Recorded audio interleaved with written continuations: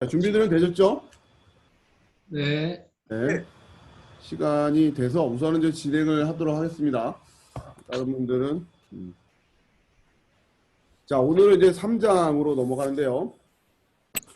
그 앞에 부분의 중요한 이제 주제는 우리가 좀 다루고 여러분들이 한 번씩 좀 읽어보시면 될 것 같고, 뭐 우리가 뭐 미를 뭐 샅샅이 뭐 볼 건 아니기 때문에, 일단 3장의 제목이 복지의 요소인 개성 이렇게 돼 있어요. 제목이.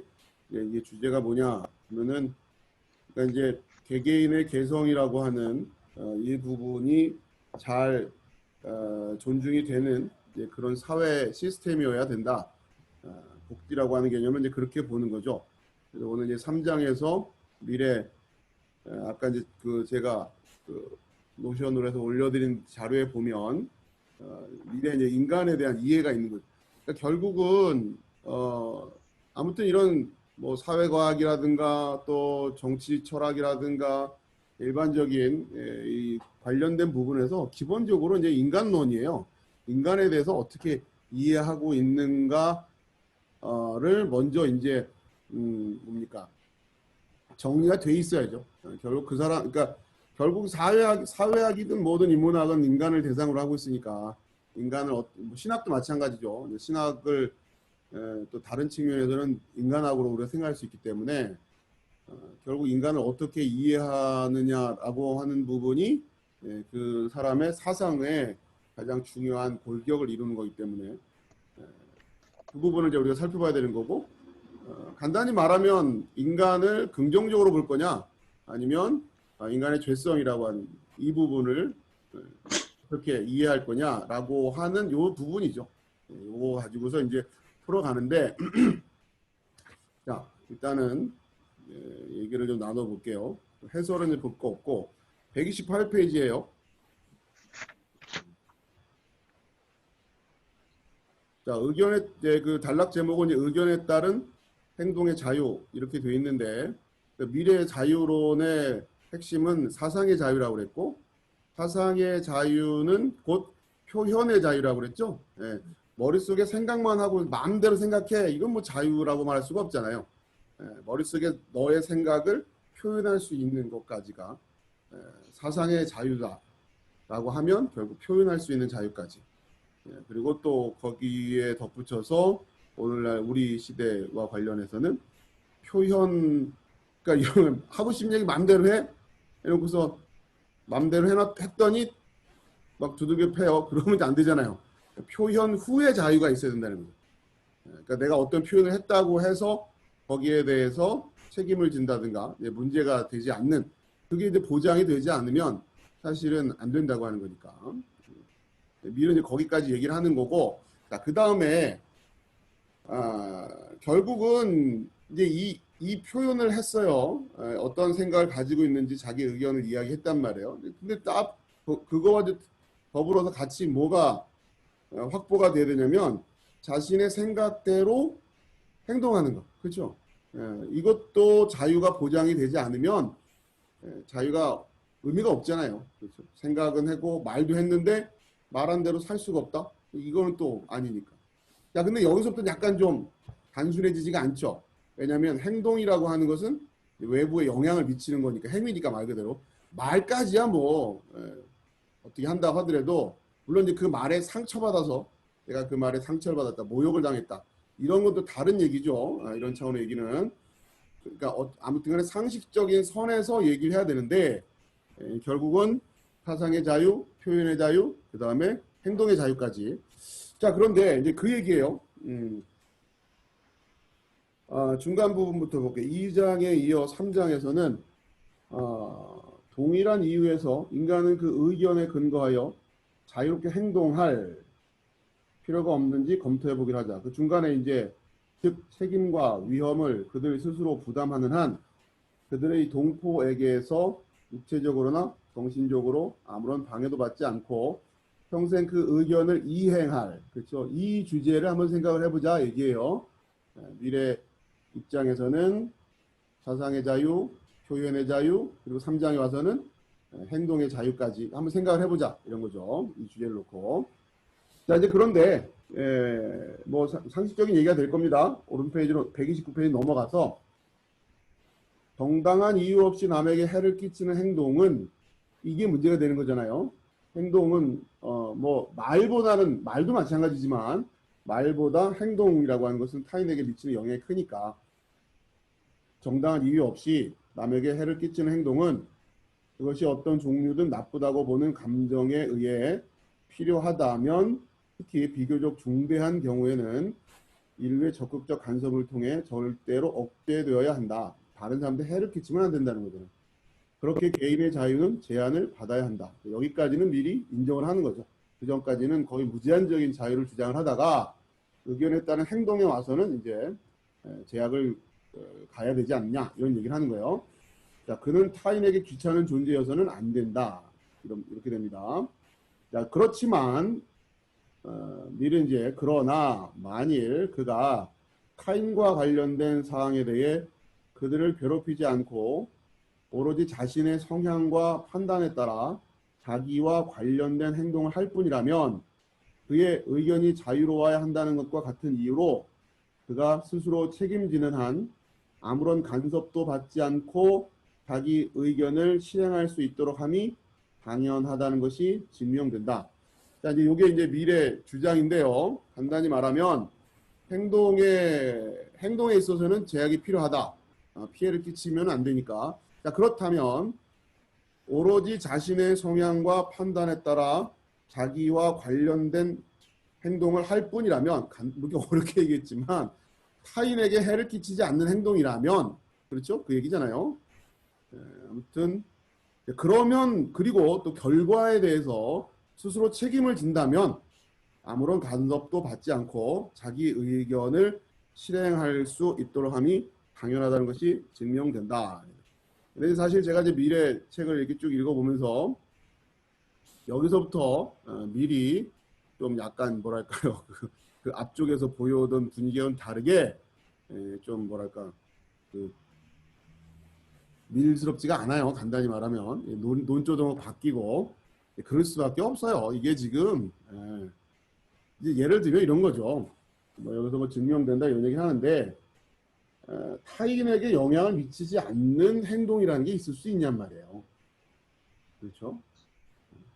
그러니까 만약에 이런 것이 있다고 말한다면 불교도들이 들고 일어나야 돼요. 불교의 기본 교리가 연기설이거든요. 모든 건 서로 연결되어 있다니. 삼라만상은 다 연결돼. 하다못해 나뭇잎 하나 떨어지는 것도 뭔가 그것을 뭡니까 업으로 해서 뭔가 다른 거에 영향을 미치는 게 그게 불교의 기본적인 이 세계관이란 말이에요. 그러니까 불교도들이 미래 얘기를 읽었으면 이건 말도 안 되는 얘기가 됩니다. 대번에 그 불교가 말하는 연기설, 그렇죠? 이 연기설에 대해서 부정을 하는 거잖아요. 그러니까 타인에게 영향을 안 미칠 수 있는 나의 행동이 있을 수 있다. 거의 부처예요. 이렇게 되면 순간적으로. 저는 부처님 되는 거예요. 해탈이잖아. 이게 불교에서 말하는 해탈이란 말이에요. 밀의 자유로는 거의 해탈까지 가는 거예요. 그러니까 이게 있을 수가 없어요. 사실은. 그러니까 이런 행동이 가능할까? 사회적으로. 그리고 그러니까 이런 거예요. 내 행동이 상대방한테 영향을 미치는지 안 미치는지를 그걸 어떻게 확인하고 그걸 누가 판단하며 그렇죠? 그러니까 미래 사실 자유로는 여기서 약점을 갖게 되는데 재미있는 거는 이 부분에선 또 미리 자기의 약점을 파고 들어가질 않아요. 그 앞에서는 막 뭔가 자신 있는 부분에 대해서는 막 반론을 제기하고 막 하면서 멋있게 나의 의견에 있어서 가장 뭐 치명적일 수 있는 부분을 그런 대목이 나오잖아요. 미리 스스로 막 해가지고 스스로 반론을 제기하고 거기에 대해서 대답을 하는데 이 부분에 대해서는 엄격하게 검토를 안 해요. 스리슬쩍 넘어가 버린단 말이에요. 이게 말이 안 되는 거죠. 자, 그런 다음에 또 하나 이게 여러분 잘 이해해 보세요. 과연 다른 사람들한테 영향을 미치지 않는 행동이 있을 수 있을까? 라고 하는 부분에서 밀은 검토를 안 하고 있어요. 지금 이 내용을 보면 어떤 행동들이 그런 행동이다라고 말할 수 있는지에 대해서. 두 번째, 여러분이 그러니까 우리가 인간이 사회적인 존재라고 할 때 타인에게 아무런 영향도 없는 행동할 수도 없는 그 미치지 않은 행동을 자유롭게 하는 게 무슨 의미가 있습니까? 로빈슨 크루소가 자유예요? 그죠? 예. 그러니까 나의 행동이 상대방에게 아무런 영향을 미치지 않아요. 그것을 자유라고 말할 수 있을까? 그건 맘대로 하라는 얘기 아니에요. 이거는 의미가 사회적인 관계 속에서 별 의미가 없는 얘기. 실제로 그런 행동을 찾기도 어려울 뿐더러 과연 그게 무슨 의미가 있냐. 이런 부분에 있어서 반론이 제기될 수 있는데 밀은 그런 부분에 대해서 사실 좀 점검을 안 하죠. 자, 그 다음에 이제 또 재밌는 게 뭐냐면 이게 실행할 수 있도록 함이 당연하다는 걸 증명된다 해놓고서 갑자기 슬쩍 다음과 같은 원칙들은 인간의 의견에 대해서와 같이 행동의 양식에도 적용될 수 있다. 즉 인간은 오류를 면할 수 없다. 그들이 주장하는 진리란 대부분 반쪽 진리에 불과하다. 의견 통일이란 상반되는 의견들을 가장 충분하고도 가장 자유로운 위치에서 비교 검토한 결과가 아닌 한 바람직한 것이 못 된다. 여러 가지 이론이 나오는 것은 나쁘다고 할 수도 없고 도리어 인간이 현재보다 더욱더 진리의 면모를 인식할 수 있는 단계에 이르기까지는 유익하다고 간주될 수 있다. 그러니까 지금 의견에 따른 행동의 자유를 논의하고 있는 장에 와서 갑자기 의견 이야기를 막 여러 가지 의견이 나오는 거는 좋은 거다 뭐 이러면서 논점이 지금 막 흐려지고 있어요. 그러니까 지금 논점은 자신의 의견, 다양한 의견 이런 게 말이 되냐, 그걸 용납해야 되느냐, 말아야 되냐 이런 논점이 아니라 내 생각대로 자유롭게 행동하는 게 맞는 거냐라는 논점인데 지금 그 얘기를 슬쩍 꺼내고서는 다시 그냥 슬쩍 의견, 다양한 의견이 나오는 게 좋지 않겠어? 이런 얘기로 흘러간단 말이에요. 자, 누가 들어오시나? 아니면 아닌가요? 마이크가 지금 제 말이 다시 되돌아. 여기 시스템에 에러인가 보네요. 자, 그러니까 지금 미리 논점을 다시 좀 흐리고 있고 갑자기 의견 얘기가 튀어나오면서 앞쪽에서 다 얘기를 했는데 또 그걸 반복을 하고 있습니다. 아무튼 미리 여기서는 좀 논리가 제가 봤을 때는 좀 궁색해요. 자, 아무튼 글쎄요. 이걸 왜 굳이 더 일일이 살펴볼 필요가 있을지 모르겠는데 아무튼 그러니까 이런 거예요. 의견의 자유, 사상의 자유, 자, 그다음에 미래에 어디 와서 지금 뭔가 난점에 부딪혔어요? 행동의 자유에 와가지고 저는 사실 풀어가기가 쉽지가 않아요. 이 문제를 자유롭게 각자 하고 싶은 대로 하라라고 해서 이 얘기를 논리적으로 풀어가기가 생각처럼 쉽지가 않다라고 하는 거죠. 자, 그 다음에 일단 넘기시고요.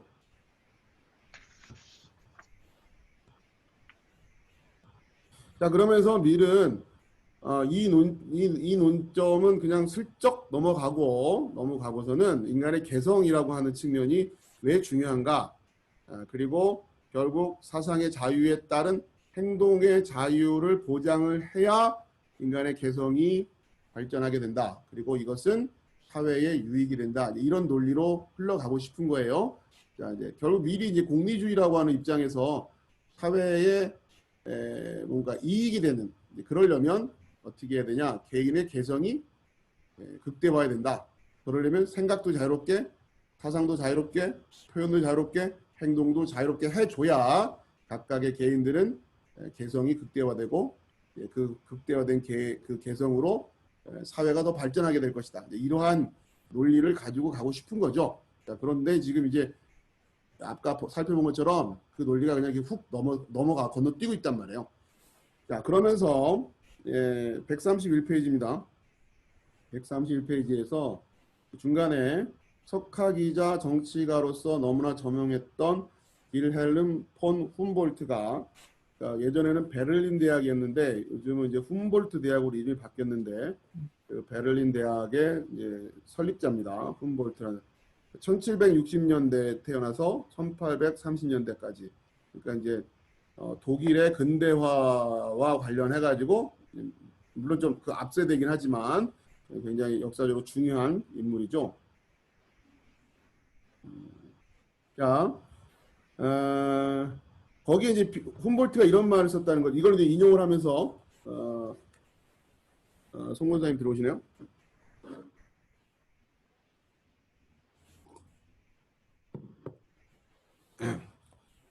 자, 부터 계속 진행할게요. 훔볼트의 이야기를 인용을 하면서 지금 이제 뭡니까? 미리 자기의 주장을 같이 이제 이어가고 있는 거죠. 거기 훔볼트가 한 얘기가 뭐냐면 인간의 목적은 또는 이성의 영원 불변한 지시에 따라 규정된 것으로, 이것도 번역이 좀 이상한데 원문을 보면 이런 의미가 아니라 인간의 목적은 즉 이성의 영원 불변한 지시에 따라 규정된, 이런 의미예요. 막연하게 변하기 쉬운 욕망에 의해서 부여되지 않은, 그러니까 욕망에 의해서 부여된 것이 아니라 이성에 따라 규정된 인간의 목적이란 뭘까 하면서 인간의 능력을 최고도로 가장 조화롭게 발달시킴으로써 완전하고도 모순 없는 전체를 형성하는 데 있다, 이렇게 돼 있어요. 자, 지금 여기 보면 인간의 목적은 인간의 능력을 최고도로 가장 조화롭게 발달시킴으로써 완전하고도 모순 없는 전체를 형성하는 데 있다. 여러분 이 문장을 보면서 뭐가 좀 많이, 저는 이걸 읽을 때 뭡니까, 국민교육 현장 있죠. 그 분위기가 느껴졌어요. 거기에서 보면은 인간의 목적이란 인간의 능력을 최고도로 가장 조화롭게 발달시킴으로써 완전하고도 모순 없는 전체를 형성하는 데 있다. 국민교육 현장 분위기가 좀 그랬죠. 우리의 지금 옛날에 다 까먹었네요. 아무튼간에 뭐 열심히 해가지고 우리는 민족 중흥이 뭘 해야 된다라고 하는데 그게 있었어요. 갑자기 생각이 안 나는데 그 느낌이죠. 인간의 그 어떤 그 완성도를 높이는 것. 그래서 모든 인간이 끊임없이 힘써 노력해 추구해야 할 뿐만 아니라 자기 동포를 이롭게 하려는 사람들이 언제나 마음속에 간직해야 할 목적은 개성을 활기차게 발전시키는 데 있다, 이거죠. 그러니까 훔볼트의 이걸 인용을 하면서 우리에게 있어서의 목적, 삶의 목적이랄까요? 우리가 사는 목적이 뭐냐? 나의 개성을 극대화하는 거예요. 그거예요. 그러니까 간단히 말해서 미래 입장에서 자유가 보장돼야 되는 이유가 뭐냐? 인간에게 자유가 부여돼야 되는 이유가 뭐냐? 뭐 때문에 그 인간이 어떻게 하기 위해서 자신의 개성을 최대로 극대화할 수 있게끔 보장하려면 자유가 보장돼야 된다. 이렇게 이야기를 하는 거죠. 간단히 말해서 자유를 그 개인의 개성의 발전에 사용해라. 그렇게 각각의 개인이 개성을 발전시키면 그것이 결국은 전체의 이익이 된다. 이렇게 이야기를 하는 거예요. 자, 그러니까 말은 맞아요. 10명이 모여 있는데 10명이 각각 최대치가 되면 그 10명은 최대치가, 이 전체 10명이 모여 있는 그 전체는 최대치가 되지 않겠느냐, 이 얘기죠. 자, 그런데 살펴봤다시피 1번과 2번이 이해관계가 달라요. 서로 생각이 다르단 말이에요. 1번은 1번대로 열심히 살고 2번은 2번대로 자기 마음대로 열심히 사는데 서로 피해가 없다라고 하는 뭐 그 선에서 한다고는 하지만 과연 그것이 가능할까? 그리고 1번과 2번의 극대화가 서로 조화롭게 이루어질 수 있을까? 이게 이제 이런 게 이제 환상이라고 하네요. 환상. 그렇죠? 이렇게 이야기를 하면 말은 맞는 것 같은데 실제로 들어가 보면 그런 사회는 이루어질 수가 없다라고 하는 겁니다.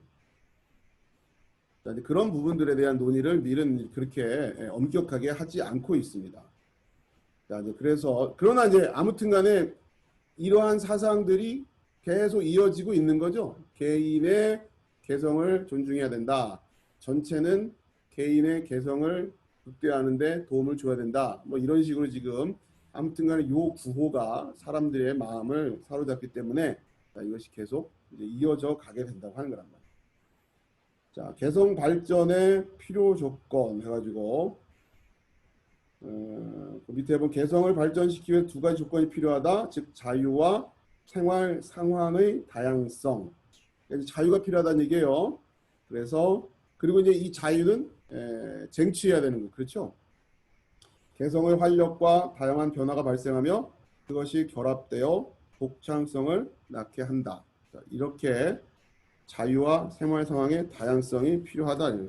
자, 그러니까 지금 밀은 결국 개개인이 극대화되기 위해서 자유가 필요하다. 이런 얘기를 한 거예요.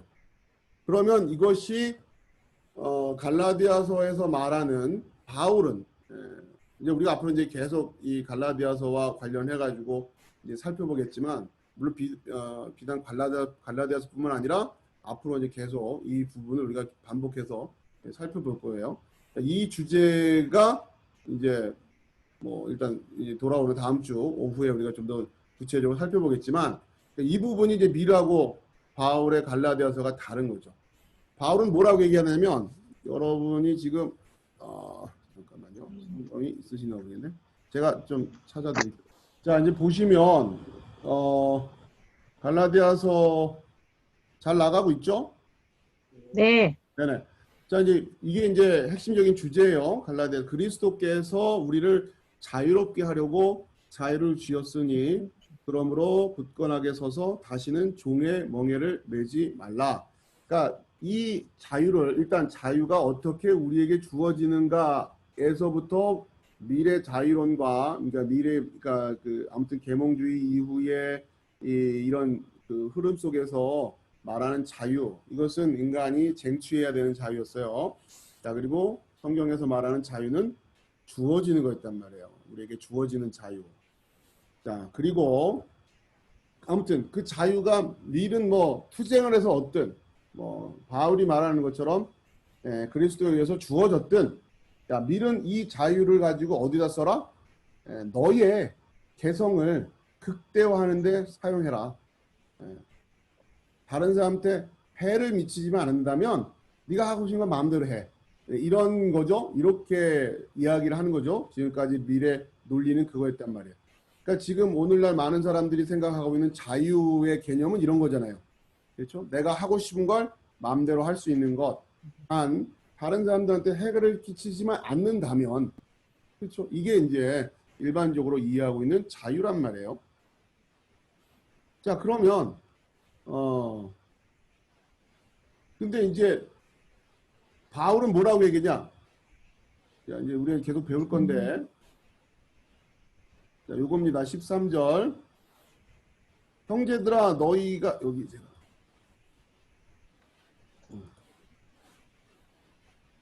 이거죠. 형제들아 너희가 자유를 위하여 부르심을 입었으나 그러나 그 자유로 육체의 기회를 삼지 말고 오직 사랑으로 서로 종 노릇하라.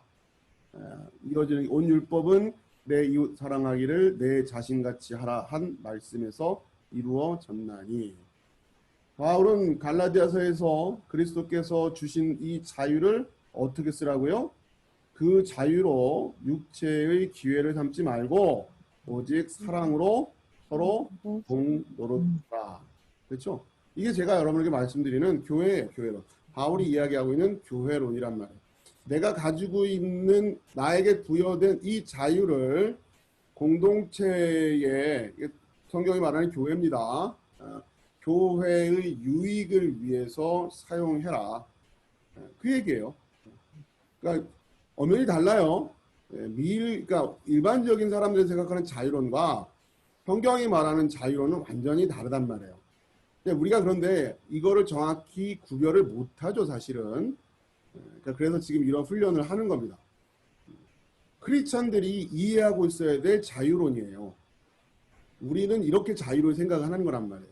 그 자유는 우리가 투쟁을 해서 얻어낼 수 있는 그런 자유가 아니에요. 그러니까 그런 정치적인 자유는 다른 형태고 이건 또 다른 주제가 있습니다. 왜냐하면 우리가 그리스도인으로서 이 세상 속에서 살아가야 될 수밖에 없기 때문에 그리스도와 그러니까 우리 그리스도인들과 이 문화의 관계를 또 이 세상의 관계를 어떻게 이해할 거냐 이것도 상당히 간단하지 않은 주제예요. 그리고 이 부분에 있어서는 각자의 신앙의 어떤 그 형태가 나뉠 수밖에 없어요. 뭐가 맞다 틀리다 이렇게 말하기에는 참 어려운 부분들이 있단 말이에요. 자, 그러나 아무튼 이 자유를 가지고 어디에 사용을 해야 되냐? 바로 그 부르심의 목적에 맞게끔 사용해야 된다고 하는 그 부르심의 목적에 맞게끔. 그렇죠? 그러니까 그리고 그랬을 때 나는 왜 부르셨는가를 알아야 된다는 얘기예요. 그랬을 거 아니에요. 그렇죠? 여러분 한 사람 한 사람이 왜 부르심을 받았는지를 알아야 된다. 자, 여러분들이 이게 좀 잘 정리가 되셨으면 좋겠습니다. 그렇기 때문에 교회란 결국 이 부르심이 같은 사람들이 모이는 거예요. 그리고 그걸 서로 확인을 해야 되는 거예요. 그리고 가급적이면 물론 완벽하게 일치할 수는 없겠지만 아무튼 간에 이 부분에 대해서 서로의 부르심에 대한 부분들을 빨리 확인을 하고 그리고 그 교회가 거기에 더불어서 그 교회의 공동체들이 무엇 때문에 부르심을 받았는지에 대한 그 확인을 서로 해야 돼요. 예. 그거를 안 하는 걸 산당이라고 그러는 거예요. 이 사람은 이것 때문에 와서 기도해서 돌 하나 올려놓고 가고 저 사람은 저것 때문에 와서 돌 하나 올려놓고 가고 이런 게 산당이라고요. 그건 교회가 아니라고요. 그러니까 이 부분 왜 구원을 받았는가라고 하는 부분에 있어서 그러니까 이 부르심이라고 하는 측면에서 여러분들이 각자가 다 부르심에 대한 뭡니까? 그게 있어야 된다고요. 그리고 그 교회가 이 부분에 대해서 선명하게 같이 공유하고 있는 부분들이 있어야 된다고 하는 거예요. 그게 이제 교회가 구체적으로 사역으로 이어져 나간다고 할 때 그렇게 되는 겁니다. 그냥 그 무슨 백화점처럼 막 모든 것들이 다 그렇게 되는 게 아니란 말이에요. 여러분들이 아무튼 이 주제를 잘 이해하시기 바래요. 하나님이 그러니까 우리가 구원을 받았다. 왜 구원을 받았느냐? 그렇죠?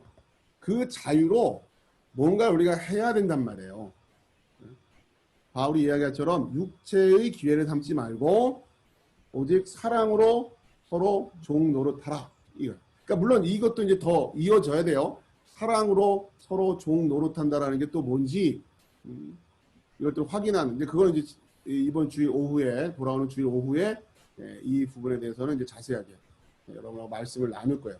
그러니까 어떻게 보면 뭐랄까요? 제 목회, 그러니까 그동안 여러분과 꽤 오랜 시간 말씀을 나눠왔는데 이번 주 오후가 어떻게 보면 이제 하이라이트라고 말할 수 있을까요? 라고 생각하셔도 될 거예요. 제가 그동안 이 이야기를 하고 싶어서 그동안 계속 그 말씀들을 해왔다고 해도 과언이 아니에요. 그러기에 앞서서 이 설교를 시작하기에 앞서서 여러분들에게 먼저 정리되어 있어야 되는 게 뭐냐면 모른다라는 걸 알아야 돼요. 모른다라는 거. 몰랐단 말이에요. 아무것도 몰랐어요. 여러분 사실은 그렇게 그냥 그렇게 받아들이세요. 몰랐어요. 아니, 단적인 예가 복음을 몰랐잖아요. 그걸 뭘로 핑계 댈 겁니까? 복음의 내용이 뭔지를 몰랐는데 무슨 교회가 서 있다라고 생각을 하냔 말이에요. 도대체. 그렇죠? 여러분 이 주제가 간단한 게 아니에요. 지금 한국 교회가 정말 뭡니까? 가슴을 찢으면서 회개해야 될 문제인 거예요.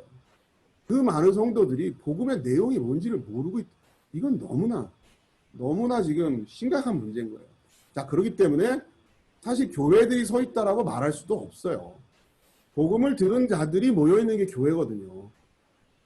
근데 복음이 뭔지 모르는데 도대체 뭐 하러 와 있는 거냐. 그러니 자연스럽게 자신들의 관심과 자신들의 목적 하에서 모여 있는 거예요. 아니라고 말하지만 뭔가 다 이렇게 섞여 있다는 거예요. 이게 굉장히 심각한 거죠.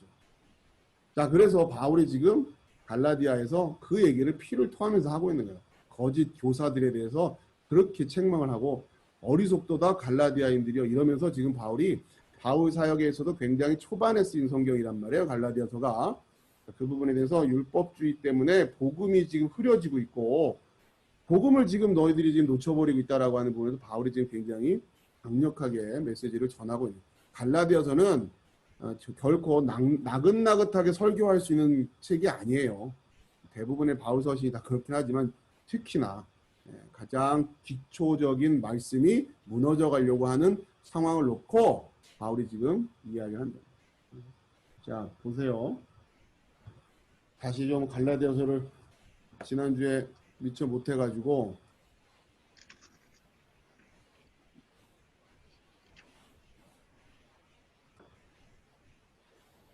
자, 이게 4장 20절인데 바울이 뭐라고 얘기합니까? 내가 이제라도 너희와 함께 있어 내 언성을 높이려 함은 너희에 대하여 의혹이 있음이라.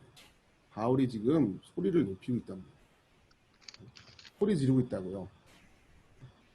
그러니까 너희들을 만나서 지금 내가 확인하고 싶다 이 얘기예요. 바울이 지금 떨어져서 갈라디아한테 편지를 쓰는 거 아니에요. 그러니까 너희를 만나서 한 명씩 붙들고 물어보고 싶다. 그리고 너희에 대하여 의혹이 있다. 도대체 복음을 아는 건 맞아? 어떻게 복음을 안다고 하면서 그런 거짓 교사들의 말에 빠져가지고 다시 은혜에서 시작해서 율법으로 가려고 하지? 다른 복음이 없는 거를 모르냐? 이런 얘기를 하는 거예요.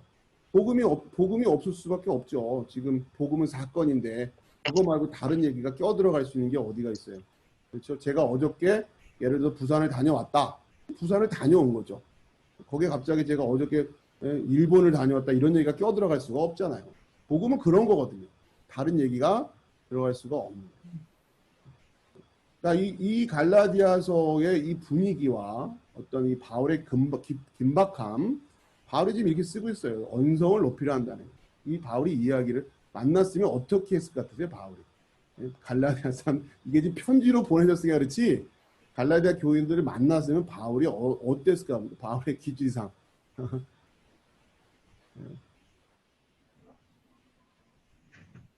자, 아무튼 여러분들이 이 주제가 뭔지를 잘 이해하셔야 된다고 하는 거고요.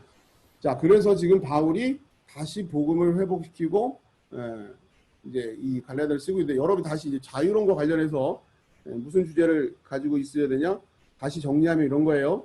미리 말하는 자유는 결국 그 자유를 가지고 어디다 써라? 자신의 개성을 극대화하는 데 사용해라. 이렇게 얘기하고 있잖아요. 그렇죠? 그런데 바울은 그 자유를 가지고 뭐에다 써라? 섬기는 데 써라. 섬기는. 그렇죠? 이게 오늘날에는 이게 적용이 안 될 말씀일까요? 이 진리예요, 진리. 그래서 성경은 진리가 되는 거예요. 우리가 자유를 어디다 써야 되느냐? 그렇죠? 지도자들이 이 이야기를 해야죠. 성경 어떤 크리스찬 리더라고 하는 사람들은 또 이 모습을 보여줬어야 되는 거고. 내가 가지고 있는 나의 능력과 실력과 또 나의 어떤 모든 재능과 재력과 모든 것을 가지고 어디다 쓴다고요? 공동체를 위해 쓰는 거예요. 일단 크리스찬들은 교회예요, 교회.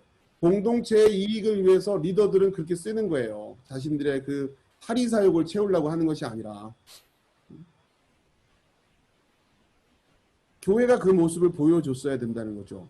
교회 안에 서 있는 목회자라고 하는 리더들, 또 그 안에 장로라고 하는 리더들, 중직들, 또 성도들 할 것 없이 이들의 삶의 목표가 뭐가 돼야 된다? 교회를 하는 공동. 근데 자 보세요. 이게 이제 내일 요번 지난주에 못해서 그런데요. 자 다시 읽어드릴게요. 이게 지금 다음에 또 반복하겠지만, 자 그런데 이제 생각할 거예요. 지금 뭐 다 열심히 교회를 위해서 섬기고 헌신하고 하셨죠.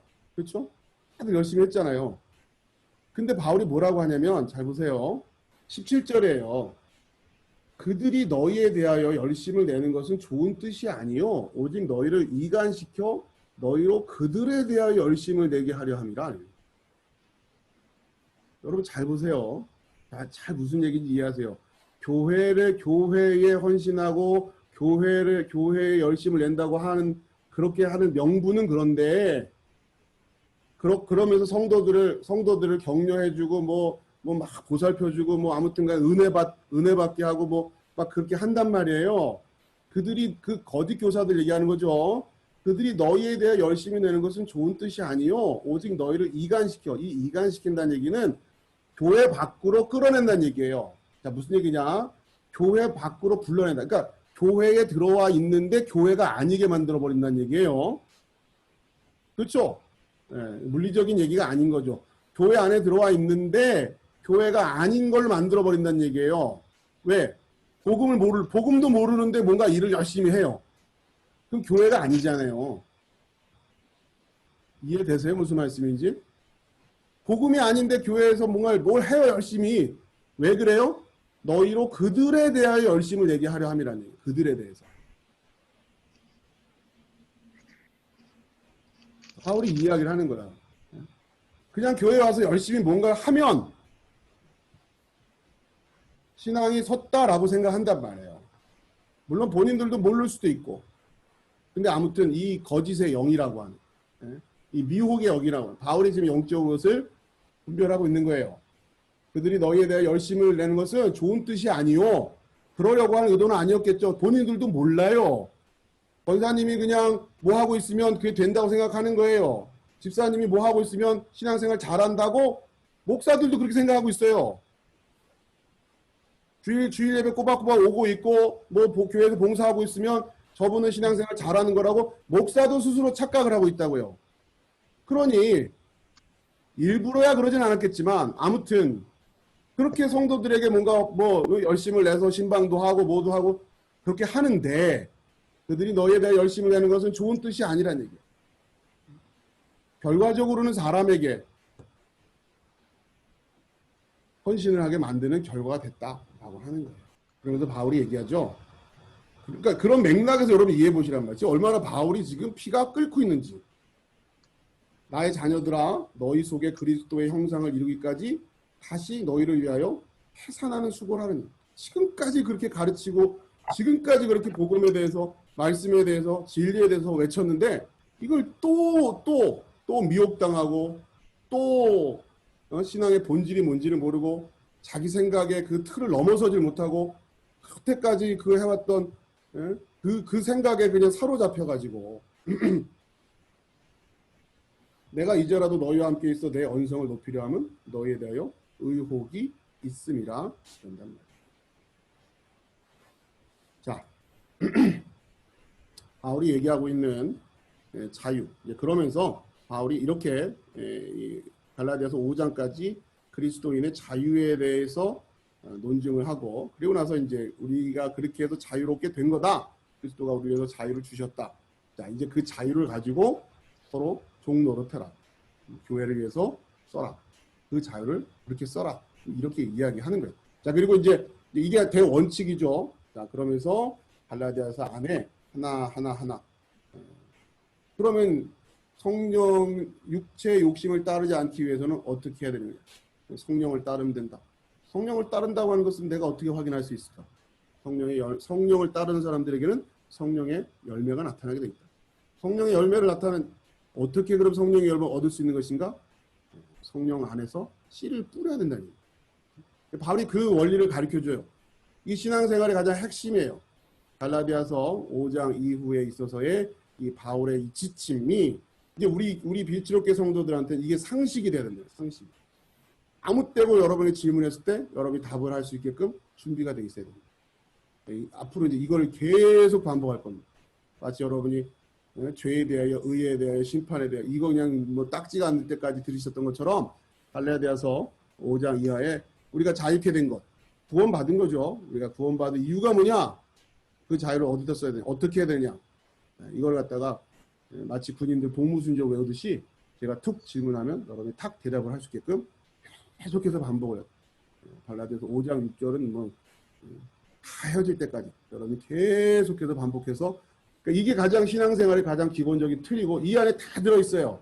그리고 나서 이제 세부적인 부분들을 하나씩 좀 더 이제 그 뭡니까 깊이를 더해간다고 할까요? 네, 이런 부분들에 뭐 교회론에 대해서 칭의에 대해서 뭐 여러 가지 상황들을 로마서라든가 에베소서라든가 또 이런 여러 가지 다른 이제 그 서신서들을 통해서 우리가 교리적으로 잘 세워야 됩니다. 아무튼 갈라디아서 이 후반에 이 내용이 신앙생활의 가장 핵심인 모든 요소들이 다 들어가 있다.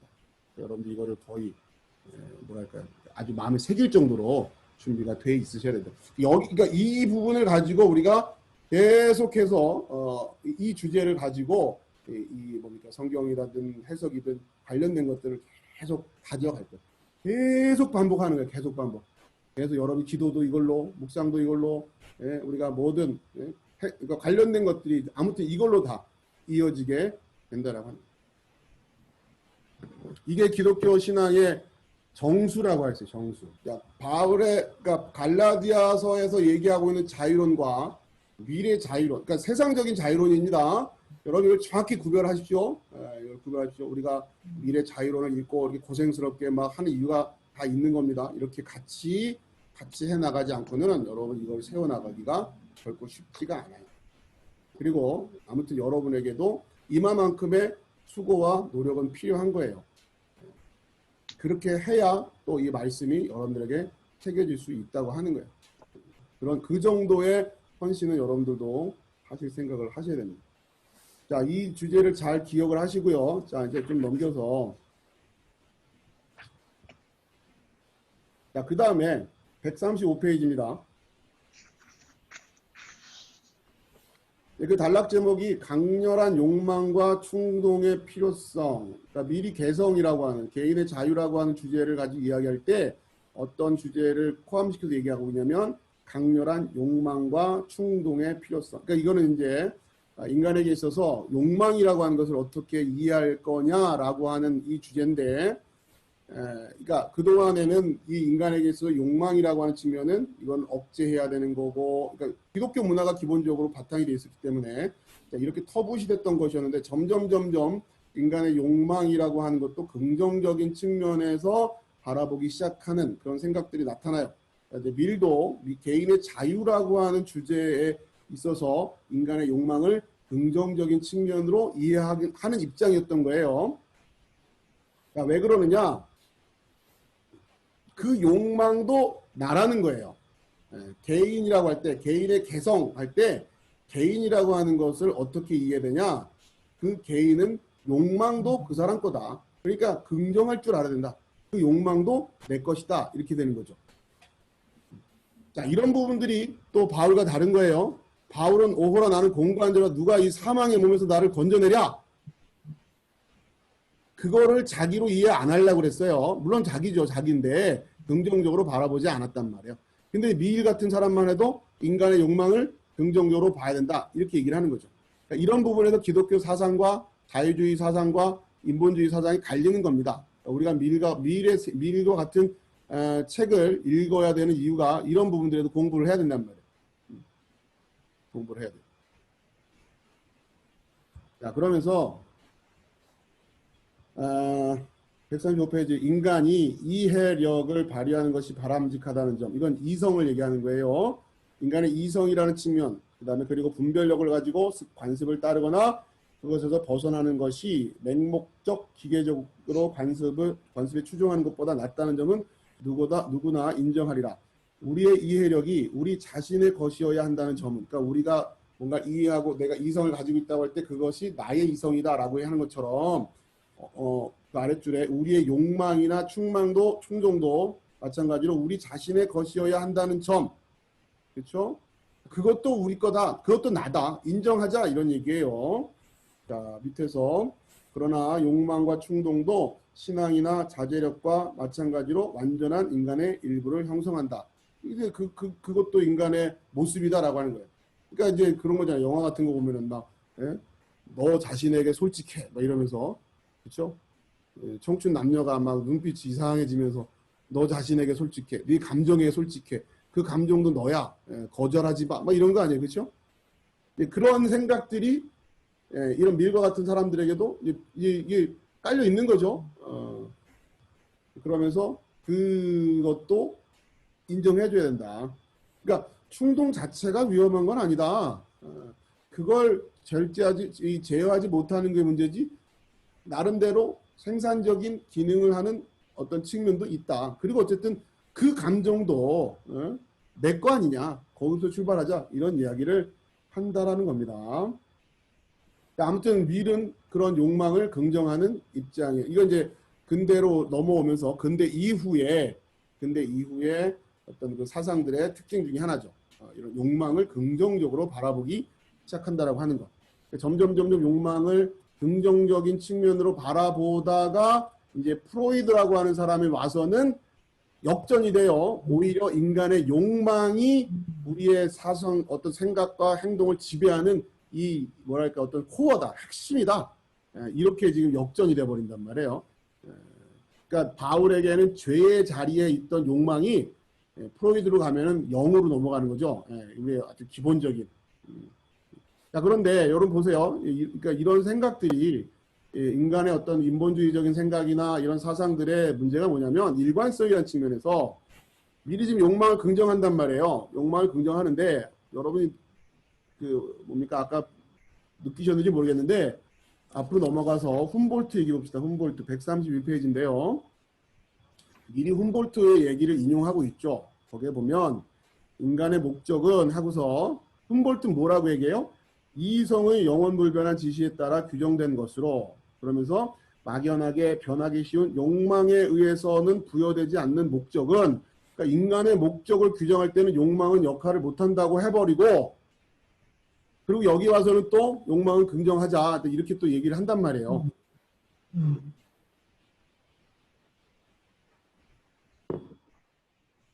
자, 아무튼 이런 부분들을 그냥 이렇게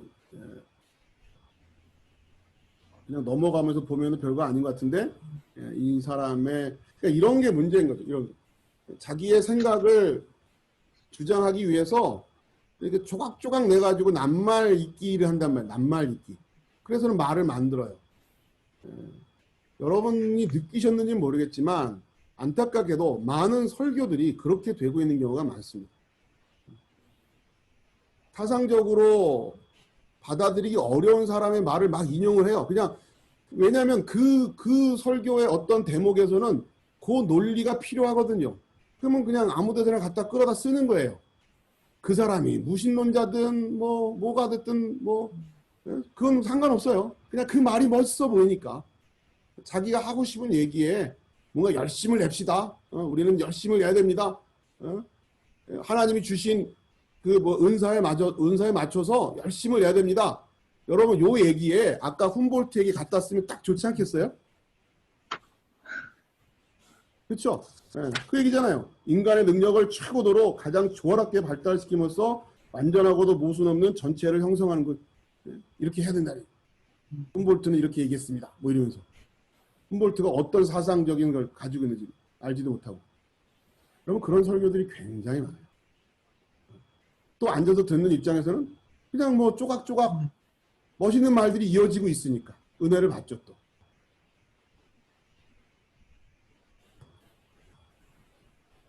자, 그러니까 이런 훈련들을 해야 된다는 거예요.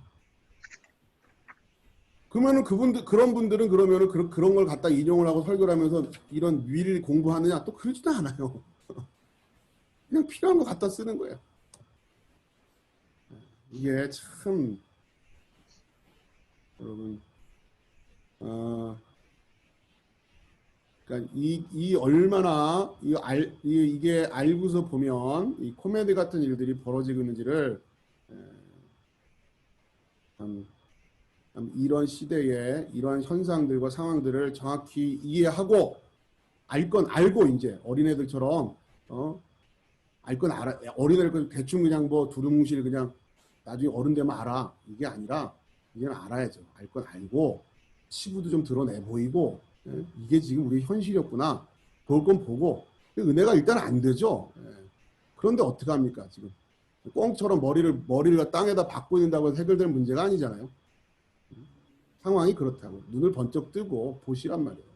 어쩔 수 없이 이런 상황이 돼 있어요.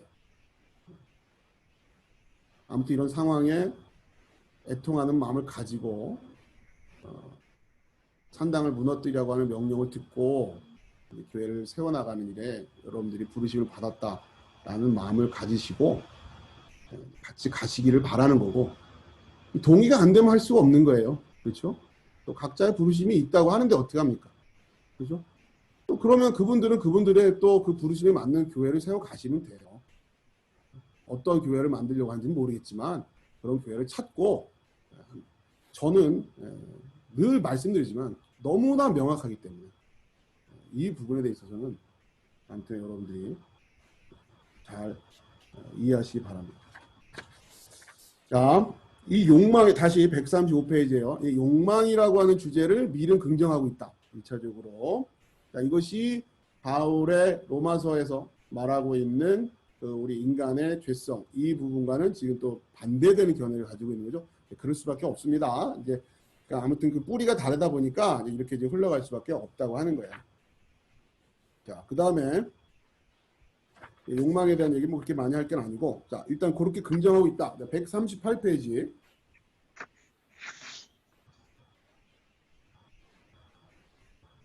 자, 그럼 맨 아래쪽에 보면 칼뱅파의 반대로, 그러니까 이제 미리 지금 그건 알아요. 지금 본인이 개성을 극대화해야 된다라고 하는 이 주장을 하면 그 시대에 많은 사람들이 가지고 있었던 이 기독교 교리적인 이건 그 당시는 알고는 있으니까 지금과 또 시대가 다르니까 이런 내용들에 대해서 분명히 반론을 제기할 거란 말이에요. 그러니까 미리 지금 칼뱅의 반대론을 지금 점검을 합니다. 그러니까 간단히 말해서 칼뱅은 뭐예요? 전적 타락. 자, 칼뱅파 이론은 138편 맨 아래쪽. 칼뱅파 이론은 그것이 인간 본성에 적합한 것이라고 주장한다. 그 이론에 따르면 인간의 유일한 대죄는 제멋대로 하는 것이다. 따라서 인류는 오직 복종 속에서만 모든 선한 일을 할 수 있고 또한 인간에게는 선택권이 없으므로 오직 그 가르침대로 따라야 할 뿐이라고 한다. 그것에 따르면 무슨 일이나 의무가 아닌 것을 하면 모두 죄악이다. 자, 칼뱅의 이게 이제 전적 타락이고, 자, 그래서 인간에게는 그러니까 스스로에게는 이런 능력이 없다라고. 그러니까 또 위에서 여섯 번째 줄인가요? 또 인간의 본성은 근본적으로 부패한 것이므로 그 인간성이 없어지지 않는 한 누구도 구원받을 수 없다고 한다. 그러니까 개성을 극대화할 수 없다. 뭡니까 미일식으로 얘기하면 안 된다 이런 얘기죠. 이게 이제 전적 타락의 교리잖아요. 칼뱅이 말하고 있는. 자, 이제 이걸 이제 미리 얘기를 합니다. 칼뱅은 이렇게 이야기하는데 하면서 비판을 하는 거예요. 쭉 얘기 나가면서 아무튼 이제 반론이니까 맨 아래쪽 139페이지 오늘날에서 그러면서 칼뱅의 이 전적 타락의 교리를 밀은 어떻게 평가를 하느냐? 오늘날 이러한 교활한 형태로 편협한 인생관 그리고 그것이 옹호하는 고루하고 편협한 성격형을 낳으려는 강력한 경향이 나타나고 있다. 그러니까 칼빈이 말하고 있는 전적 타락의 교리에 의하면 인간은 참 비루한 존재라고 하는 거죠. 그죠? 스스로 할 수 있는 게 아무것도 없으니까. 그렇죠? 그러면서 칼뱅의 전적 타락 교리는 이건 참 그러니까 소위 말하는 패배주의적인 교리다. 이런 이야기는 나중에 니체에게도 그대로 이어집니다. 니체의 철인 사상이라고 하잖아요. 그렇죠? 그러니까 이게 지금 우리가 이제 나중에 니체를 공부할 때도 이런 얘기가 그대로 이어지는 거예요. 미리 얘기하는 그런 자기의 개성을 극대화하는 인간. 밀은 그렇게 얘기한 거고 니체에게 가면 그 인간이 뭐가 돼요? 철인이 된다. 철인. 아무튼 간에 그리고 이제 니체 때 가면은 칼뱅 이런 거 고민도 안 해요. 왜 신은 죽었으니까. 근데 이제 밀은 요 얘기를 한단 말이에요. 자, 그런데 이런 거죠. 밀의 자유론을 이야기할 때는 밀은 칼뱅의 전적 타락 교리를 가지고 얘기했으면 안 돼요. 누구를 가지고 했었어요? 갈라디아서를 가지고 고민을 했었어야죠. 갈라디아서에 여러분 생각해 보세요. 갈라디아서에서 말하고 있는 그 자유, 그리스도가 너에게 주신 그 자유를 가지고 너희가 이제 적극적으로 서로 종 노릇해라. 서로 이웃을 사랑해라. 이게 편협하고 교활하고 고루한 이런 인생관입니까 이게? 아니요. 갈라디아서의 이 자유로는 너무너무 멋있는 거예요. 그렇죠. 이거 몰라서 우리가 이 얘기를 못할 뿐이죠. 맨 이 뭡니까 칼뱅의 그러니까 이런 책을 가지고서 칼뱅의 그러니까 밀은 번지수를 잘못 잡았다고요. 여기서 지금 미리 그러니까 미리 자기가 대응해서 반론했어야 될 논리는 바울의 갈라디아서였어요. 칼뱅의 전적 타락 이 교리가 아니라. 왜 그랬을까? 밀도 갈라디아서의 자유론을 내가 보기엔 잘 몰랐던 것 같아요. 아니면 자기가 아까도 봤듯이 그냥 슬쩍 넘어갔으면 모르겠죠. 왜요? 그 당시에 어떤 인간의 이성에 대한 절대적인 긍정의 분위기 속에서 인본주의가 막 이 극을 달아가고 있는 이 상황 속에서 제일 인기 없는 게 이게 전적 타락 교리란 말이에요. 근데 이제 그런 거 갖다 놓고 얘기를 하는 거죠. 자, 그런데 우리가 이제 앞으로 계속 공부하고 묵상하겠지만 여러분 생각해 보세요. 바울의 자유로는 너무너무 멋있는 거예요. 주님이 주신 그 자유로 섬겨라. 이 말은 그렇기 때문에 교회를 위하여서 그 자유를 사용하지 못할 사람은 아무도 없다예요. 지금 누가 너 보고 와서 야, 너 옛날에 그렇게 살던 놈이 뭔 교회 와가지고 뭐 교회를 위하겠다고 그래? 이런 얘기 통한다? 안 통한다? 안 통한다는 얘기인 거예요. 그러니까 교회를 위해서 그리스도 안에서 자유는 모든 이들에게 허용되어 있는 거란 말이에요. 단 죄를 고백하고 나오는 사람들을 한해서인 거죠. 그래서 죄를 알아야 되고 의를 알아야 된다고 하는 거예요.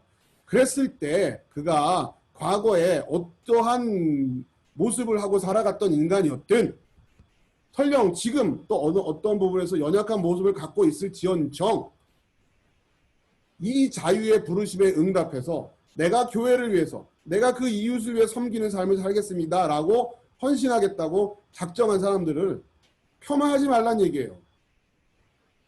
네가 뭘 한다고 그래? 뭐 신앙생활 얼마 했다고 그래? 이제 갓 교회 나온 사람이 무슨 교회를 위해서 이런 거 안 통한다는 얘기예요. 그렇게 막아서는 게 이게 율법주의라고 하는 거예요. 너는 할례도 안 받고선 뭐 하겠다는 거 이런 건 안 된다는 거예요. 여러분 이 바울의 자유론을 가지고 있어야 소위 동성애 문제를 교회가 해결할 수 있는 거예요.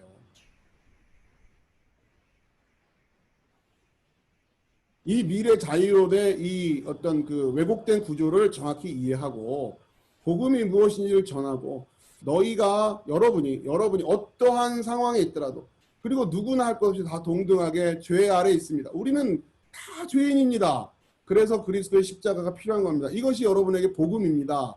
이 복음에 아멘이 되신다면 여러분이 과거가 어떠했든 또 지금 어떠한 부족하고 연약한 모습을 가지고 있다 한들 여러분은 그리스도 안에서 의롭습니다. 자유합니다. 이제 그 자유를 가지고 교회를 위해 그리스도의 몸을 위해서 사십시오. 순종하십시오. 그리고 성령을 위해서 날마다 그 성령의 열매를 위해서 씨를 뿌리시고 그렇게 살아가라고 하는 거예요. 그게 바울의 가르침이에요. 이것만이 이 세상의 소망이 되는 거예요. 여러분에게 이 정확한 인생관이 서 있어야 되는 거예요. 복음을 정확히 깨닫고 내가 어떻게 살아가야 되는구나. 그리고 이 동일한 복음을 고백한 내 옆에 있는 그 이웃 그들을 어떻게 바라봐야 되고 뭘로 평가할 거냔 말이에요. 그들을 평가할 수 있는 근거가 아무것도 없다는 얘기예요. 바울은.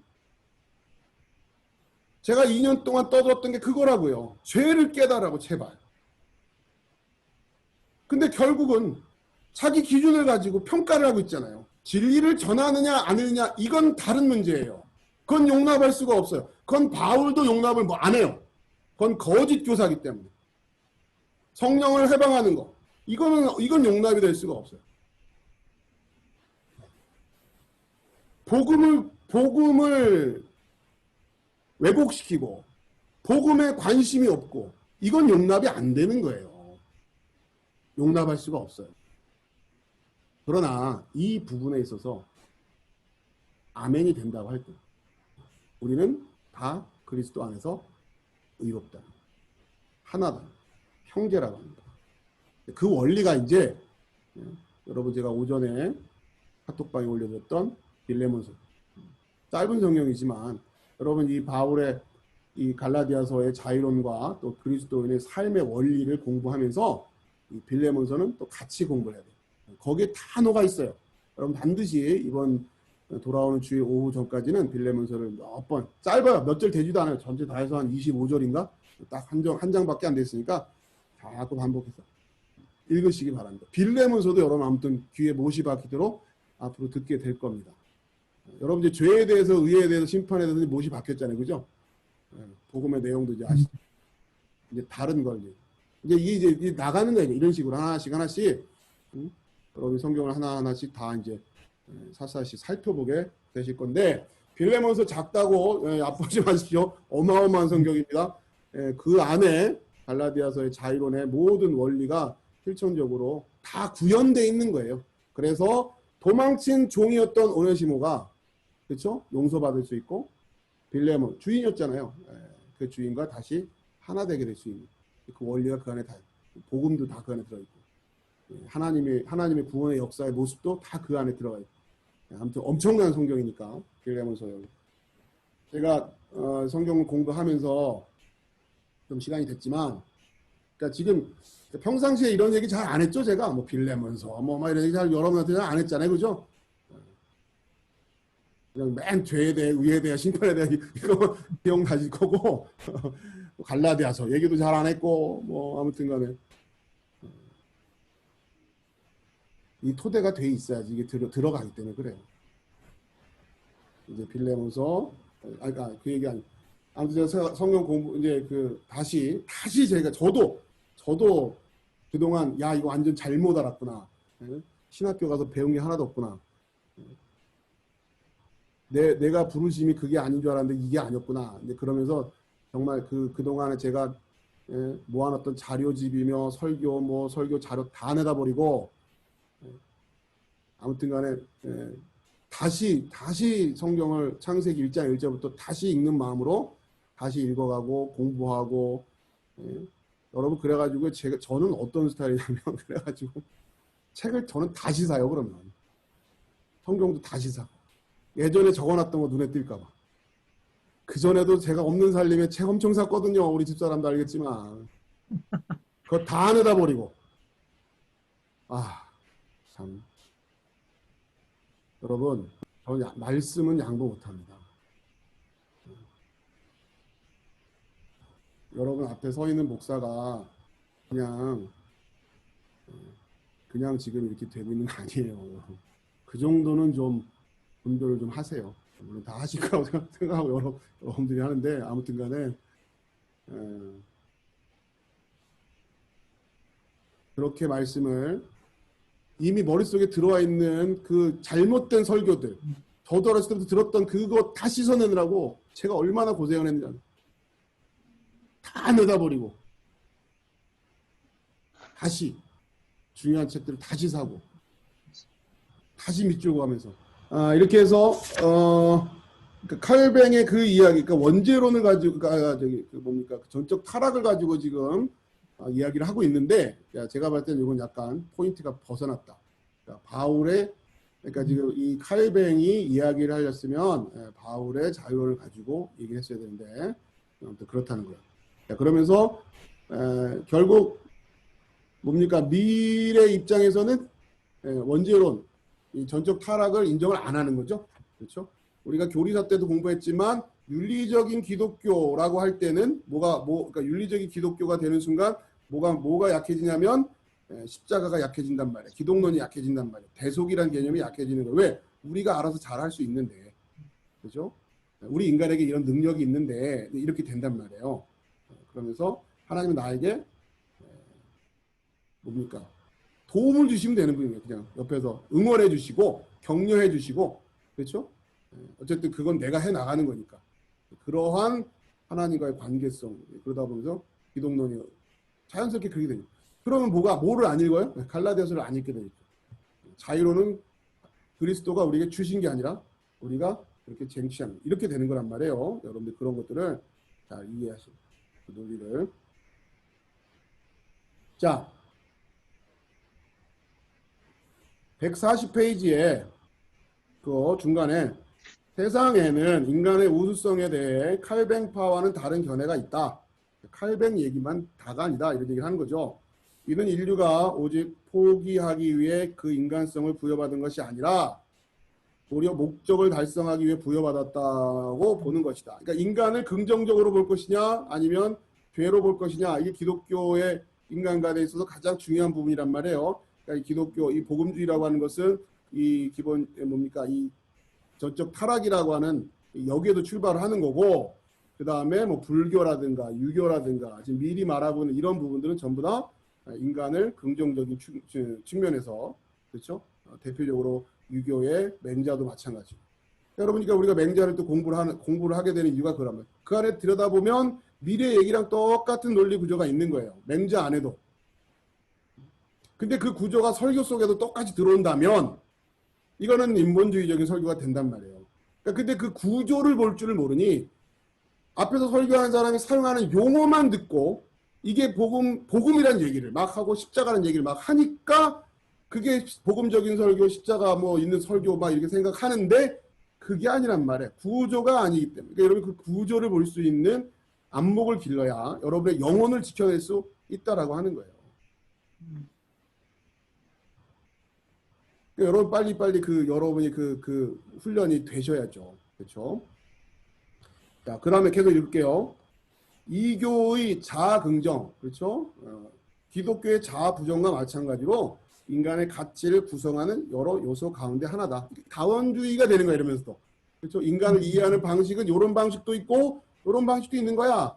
그러니까 밀은 다원주의라는 거는 모르죠. 근데 이런 게 씨앗이 뿌려지는 거예요. 그러면서 근데 이런 생각은 뭐 미래 때만 있는 거 아니야? 그 이전에도 있었고 인류가 생각해오는 가운데 계속 이어져 왔던 그 씨앗들입니다. 자, 인간을 보는 방향은 이렇게 다양할 수 있다. 세상에는 그리스적인 자기 발전의 이상도 있다. 그러니까 이제 인간을 긍정적으로 보는 대표적인 그 사상이 그리스죠. 그렇죠? 그리스적인 자기 발전의 이상도 있다. 플라톤과 기독교도 추구하는 자기 규제의 이상은 이와 혼합되어 있지만 그것을 능가하는 것은 아니다. 좀 열등하다 이게. 그리스 전통의 인간 이해, 휴머니즘이죠. 그리스 전통의 인간 이해보다 사실 기독교가 이해하고 있는 인간 전통은 떨어진다. 그러니까 여러분이 바울이 그 복음을 전하면서 그러니까 이 복음이라고 하는 것이 뭡니까? 그 헬라인들에게는 미련한 것이요. 그렇죠? 이런 얘기를 한단 말이에요. 그러면서 그러니까 헬라인들이 봤을 때는 이 복음은 미련한 거죠. 왜? 인간 이해가 이 죄에서도 출발하니까. 아무튼 그러한 그 원리가 또 있는 거죠. 자, 그 다음에 141페이지 개성 존중의 필요성이라는 주제인데요. 자, 이거는 이제 왜 개성을 존중해야 되느냐? 결국 그래야 그 조직이 공동체가 발전을 한다. 그러니까 이제 밀도 제가 이제 지난주 오후에 했던 것처럼 개인과 공동체라고 하는 이 기장관계를 놓치면 안 되는 거죠. 너무 개인을 지나치게 강조하다 보면 공동체가 문제가 생기죠. 이게 이제 소위 자유주의라고 하는 이러한 부분에 문제가 되는 거고, 그 다음에 지나치게 사회적인 공동체만을 강조하는 이거는 이제 사회주의라든가 더 나아가서는 공산주의나 전체주의 같은 그런 생각을 가져가게 된단 말이에요. 개인은 또 없어져 버리는 이건 또 아니란 말이에요. 그러니까 이 조화가 항상 필요한데 밀도 그 조화를 시도하는 거예요. 그러면서 개성 존중의 필요성이라고 하는 왜 개성을 존중해야 되느냐? 결국 이것이 궁극적인 전체의 이익이 되기 때문이다. 이게 논리고 뭐 이 논리를 우리가 구체적으로 뭐 살펴볼 것까지는 아니니까 아무튼 미래 논리를 그거라는 거고 바울의 자유로는 어떻게 얘기하는 거예요? 우리에게 주어진 자유를 가지고 적극적으로 어떻게 하라? 공동체를 위해서 헌신해라. 이 이야기입니다. 자, 그러면 얼핏 들을 때는 개인의 자유, 개인보다는 공동체를 강조하는 듯하게 보여지만 성경은 그렇지 않아요. 자, 그것이 그 성경의 그 다양성, 개인이 그 교회를 위해서 부르심을 받아서 교회를 위해서 종노릇 해야 된다고 하는 그 이야기도 있지만 또 이 개인에게 있어서 획일적인 걸 요구하지 않아요. 그것이 바로 또 성령이 하시는 역할이에요. 그것이 성령의 은사라는 거예요. 바울의 그래서 성령의 은사론이 굉장히 중요한 겁니다. 그 다양성은 그렇게 확보가 되는 거예요. 그러니까 여러분 이걸 잘 이해하셔야 돼요. 그래서 바울이 얘기하고 있는 성령의 은사론 이것도 반드시 우리가 이해해야 되는 거예요. 그러니까 이게 지금 여러분 다 들어보셨죠? 신앙생활하면서 뭐 은사 뭐 아주 뭐 무슨 은사 발견 학교 뭐 이런 것도 하고 막 그러는데 자 이것이 아무튼 여러분이 이게 체계적으로 잘 서서 이 교회론과 또 구원과 이 복음과 조화를 이루어서 여러분의 이 신앙의 어떤 그 삶의 인생관이라고 할까 신앙인으로서 여러분의 가치관으로 딱 정립이 돼야 된단 말이에요. 그래야 크리스찬다운 삶의 어떤 가치관을 가지고 살아가시게 된다고 하는 거죠. 그러니까 이 다양성이라고 하는 주제는 성령론과 관련돼요. 특히 성령의 은사와 관련해서 여러분이 이해하셔야 됩니다. 여러분 아시겠지만 제가 좀 보여드리면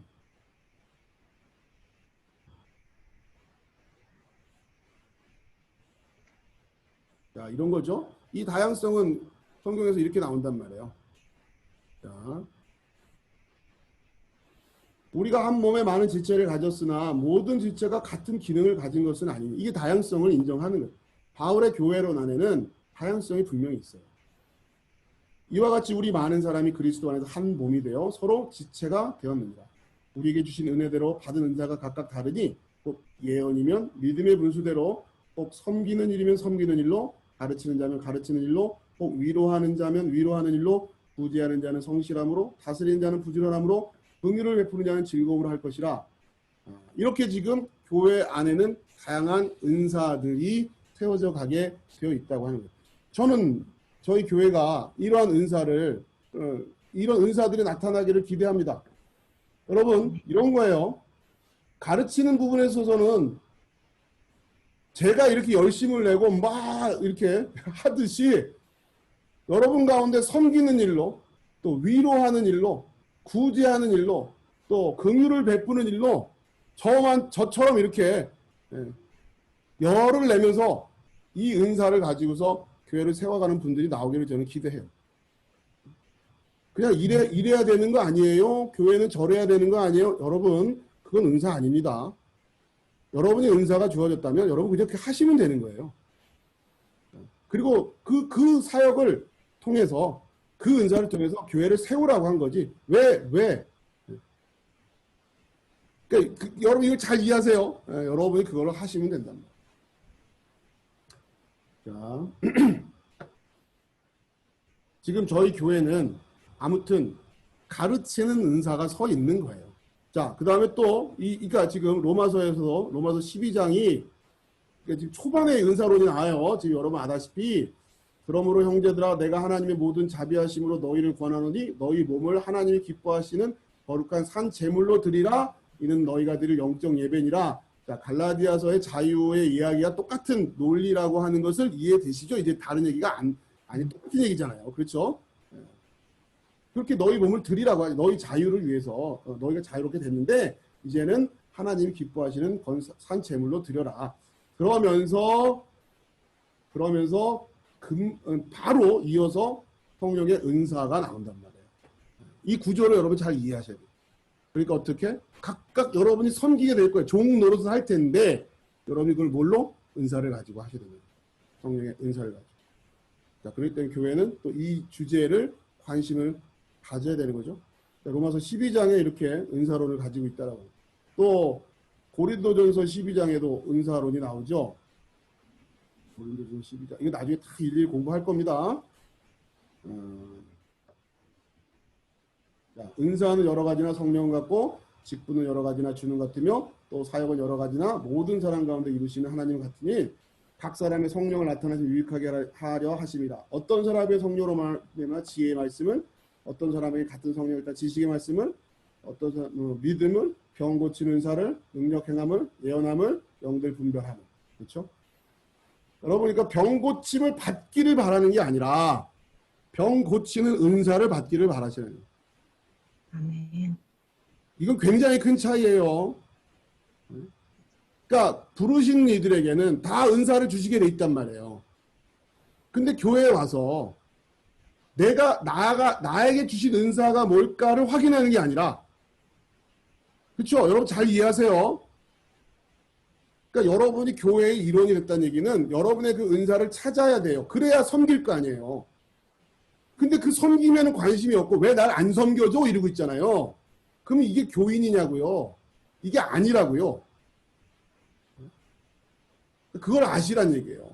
그건 교회가 아닌 거예요.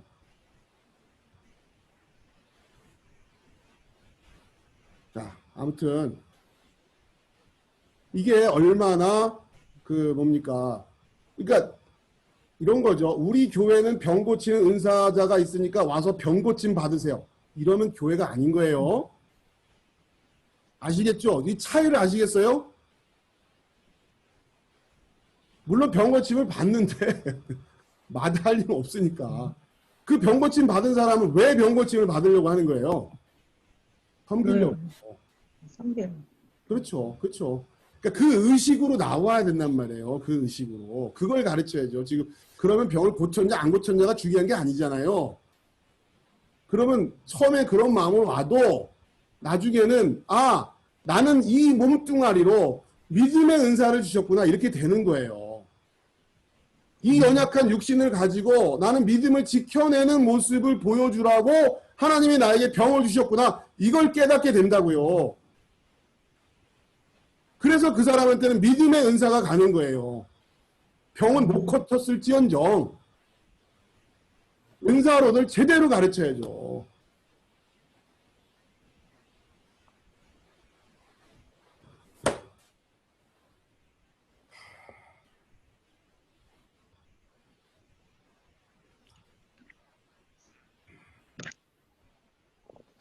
교회를 쫓아다니는 게 아니라 산당들을 찾아다니는 산당들. 푸닥거리하고 무당을 쫓아다니고 그렇죠? 여러분 이 차이를 구별할 줄 아셔야 돼요.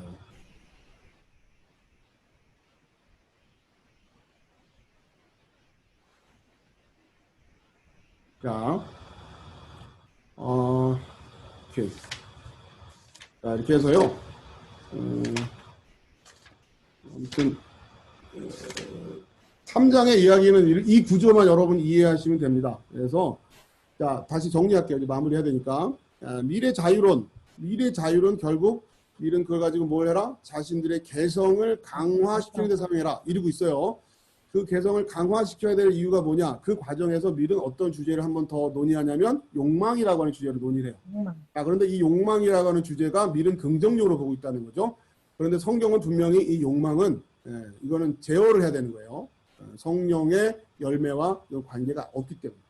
자, 그렇게 되는 거예요. 우리의 욕망을, 우리의 탐심으로 볼 줄 알고 그 탐심과 싸워 이기려고 해야지 이 탐심도 내 거야 이러면서 막 탐심을 이건 아니란 말이에요. 근데 지금 밀은 그렇게 가르친다는 거죠. 그것도 네 거니까. 그 탐심을 근거로 해서 생산적인 일을 하면 돼. 막 이런다. 그러니 연예인들이 대마초 피고 막 이렇게 하는 거예요. 어쨌든 그렇게 해서 작품을 만들면 되니까. 그래서 아름다운 곡을 만들어. 작곡할 때 무슨 그죠? 그거 듣고서 막 다들 좋아하면 되는 거 아니에요? 이게 아니라는 거예요, 지금 이게. 밀은 그럴 수도 있다는 얘기 아니에요, 지금. 간단히 말하면. 그 욕망을 긍정함으로 말미암아 사회에 유익이 될 수 있는. 이 화가가 이거를 마약을 맞고 그렸는지, 이 작곡가가 이거를 대마초를 피고서 작곡을 했는지, 우린 듣기만 좋으면 되는 거 아니야? 그러면 사회에 유익이 되는 거 아니야? 그럼 미래 생각이고, 바울은 그건 아니다라고 얘기하는 겁니다. 그렇죠? 자, 그렇게 개성 존중과 관련해서 미래 자유론에는 지금 이제 욕망이라고 하는 주제가 녹아져 있죠. 이 주제는 또 현대 사상에서 계속 이어지고 있는 욕망을 긍정하는 이게 아주 결정적으로 이 성경에 가르친 거는 대비되는 거니까. 자, 그다음에 그렇게 해서 개인의 개성을 발전시켜야 되는 이유가 뭐다? 그게 결국 사회를 발전시킬 것이다 라고 이렇게 이야기하고 있는데 사실은 그거는 유토피아적인 생각이었어요. 자, 비교해서 바울은 뭐라고 얘기합니까? 우리의 자유를 가지고 어디다 써라? 종로로 대라. 그렇죠? 교회를 섬기는데 써라. 그 얘기. 서로 사랑하는데 그 자유를 사용을 해라. 이 얘기를 하는 거죠. 그리고 이제 구체적으로 그 원리에 대해서 이제 우리가 갈라디아서를 공부하면서 또 빌레몬서를 공부하면서 여러분들 구체적으로 세워나가. 이제 아무튼 오늘 이렇게 해서 이 미래 갈라디아서까지 공부를 3장까지 했고요. 그 다음에 4장은 다음 시간에 마무리 차원에서 4장까지만 하고, 근데 그렇게 큰 이야기는 없습니다. 여기서부터는 미래 이야기가 근데 어쨌든 그래도 한 번은 이제 훑어보자라는 취지로 하려고 하니까요. 그러다 보니까 4장의 주제가 개인에 대한 사회적 권위의 한계, 이렇게 되는 거죠. 이 사회적 권위라고 하는 것을 바울식으로 바꾸면 교회의 권위의 한계 이렇게 바꾸시면 돼요. 그렇죠? 근데 바울의 입장에서는 개개인의 성도론, 교인 하나하나에 대한 교회의 권위의 한계가 있을까요? 없을까요? 그러면 안 되는 거 아니에요. 그렇죠? 이런 부분들이 미래 생각의 구조와 성경의 구조가 다르다라고 하는 것을 여러분이 보실 수 있어야 되고, 아무튼 이런 생각들이 우리 안에 쌓여 있어요. 이게 성도들에게도 마찬가지예요. 그래서 교회 안에 들어와서도 미리 말하고 있는 식의 자유를 생각을 해요. 그리스도께서 우리를 자유롭게 했으니 이러면 그 자유를 연상한단 말이에요. 그리고 미리 생각한 것처럼 사회적 권위의 한계 이렇게 하니까 왜 나에게 이래라 저래라야? 예? 교회가 왜 나보고 이래라 저래라 할 수 있어? 이런단 말이에요. 그렇죠? 그러니까 교회에 그러다 보니까 현대 교회의 권징이라는 게 사라졌어요. 교인을 쉽게 말해서 못 내쫓는다는 거예요.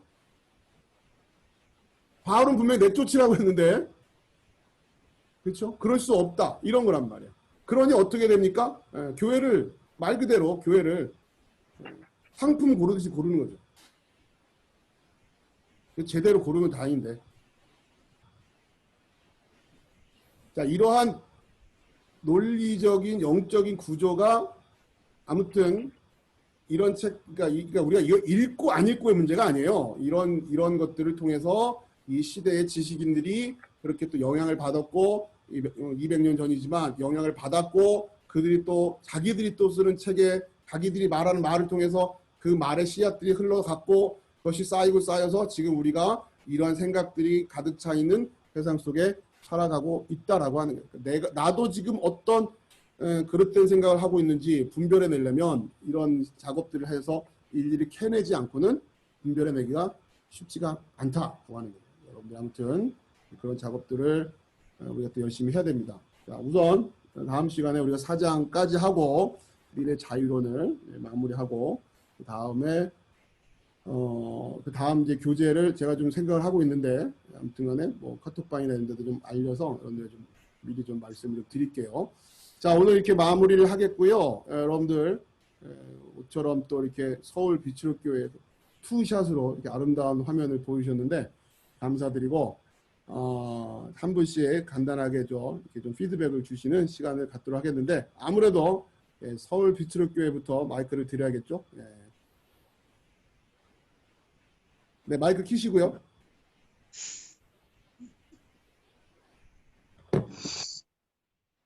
보기가 좋나요? 아름답습니다. 냉기가 흘러요 지금 여기서. 저는 목사님이 말씀하신 갈라디아의 핵심이 조금 앞에 마이크가 약간 좀 작아요. 그 갈라디아서의 핵심을 목사님이 설명하기 위해서 자유론을 선택하고 어렵지만 혼란스럽지만 이걸 끝까지 끌고 올 이유가 있었구나라는 것을 오늘 이렇게 설명해 주시는 것을 들으면서 제가 느꼈어요.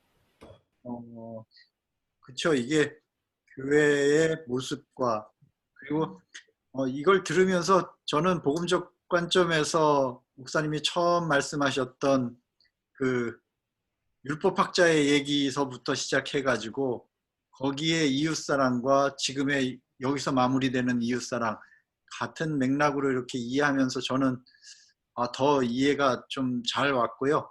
대신 이 미래 자유론이 왜 교회가 이 그리스도인들의 자유론하고 반대되는 개념인가를 비교해 주니까 더 성경이 이해의 폭이 더 깊어졌다라고 얘기를 할까요? 좋은 거였습니다. 그러니까 이해가 더 잘 됐다라고 얘기하는 게 맞을 것 같습니다. 고맙습니다. 네, 감사합니다. 네, 정 권사님. 네, 저는 오늘 그 미래 자유는 개성을 하는 데 사용하고 바울이 말하는 이 소리가 조금 이렇게 좀 작게 울려요. 약간 마이크를 김용호 선생님 다음번에는 마이크를 좀 더 이렇게 뭐 이렇게 다른 걸 쓰시든지 해가지고 좀 보강을 하시면 좋을 것 같아요.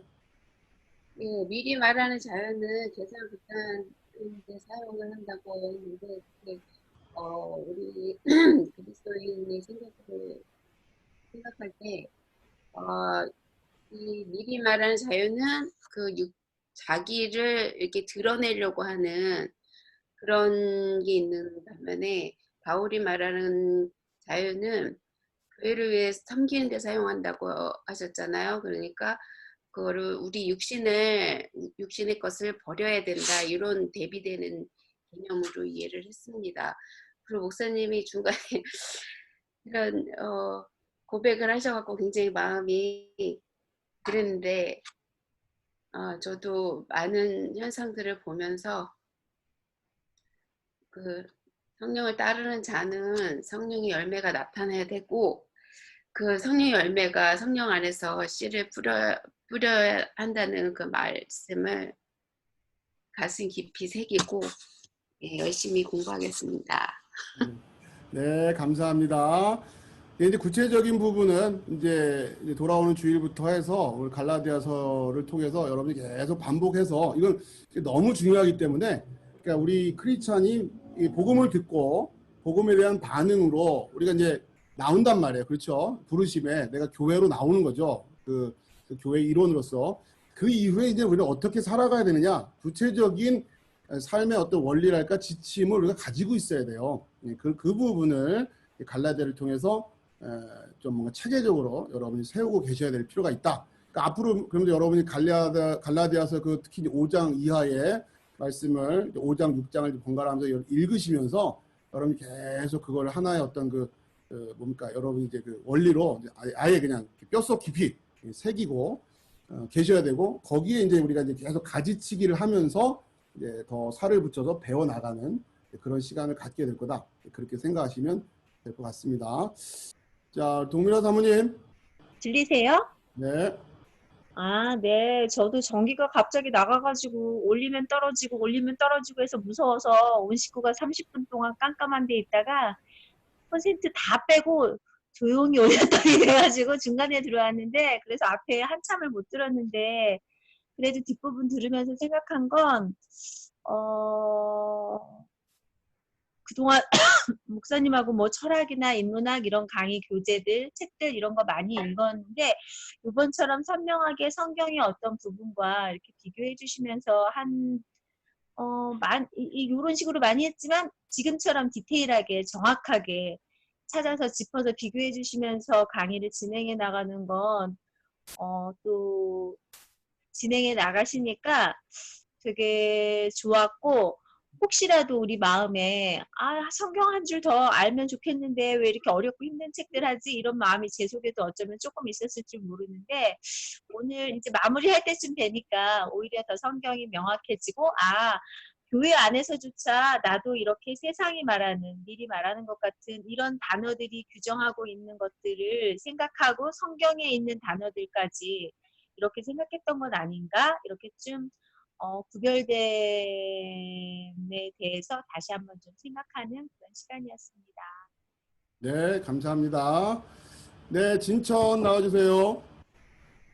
네.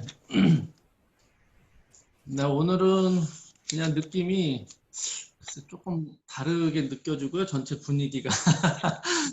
이게 교회라는 단어가 계속 머릿속에 있었고요. 그래서 참 아름답다, 좋다 그런 생각이 들었어요.